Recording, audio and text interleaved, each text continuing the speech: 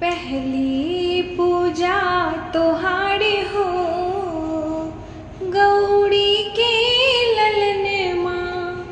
पहली पूजा तोहारी हो गौरी के ललन माँ।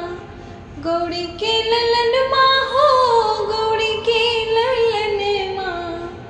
गौरी के ललन माँ हो गौरी के ललन माँ। पहली पूजा तोहारी हो गौरी के ललन माँ।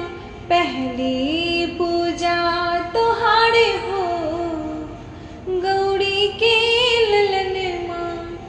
ब्रह्मा से पहले विष्णु से पहले, ब्रह्मा से पहले विष्णु से पहले, शिव जी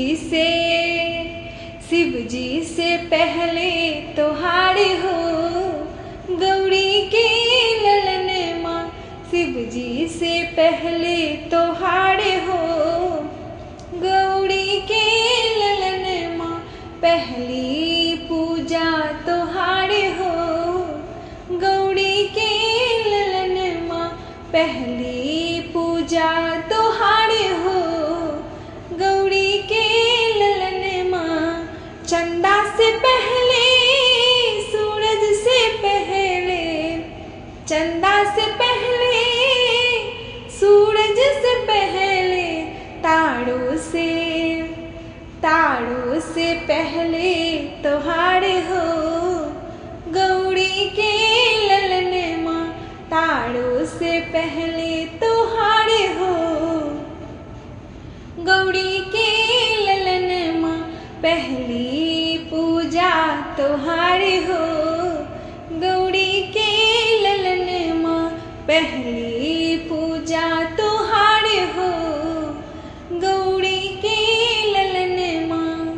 गंगा से पहले यमुना से पहले, गंगा से पहले यमुना से पहले, सरयुग से पहले तोहारी हो गौरी के ललन माँ।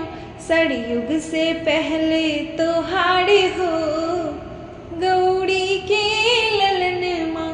पहली पूजा तोहारी हो गौरी के ललन माँ। पहली पूजा तोहारी हो गौरी के ललन माँ। धरती से पहले अंबर से पहले, धरती से पहले अंबर से पहले, वायु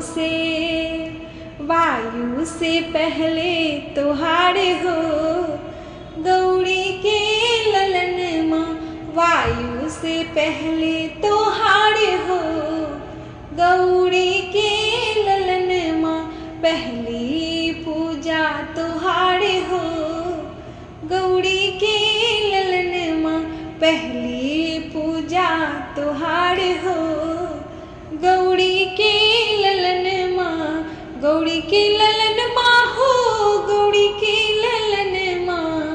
गौरी के ललन माँ हो गौरी के ललन माँ। पहली पूजा तोहारी हो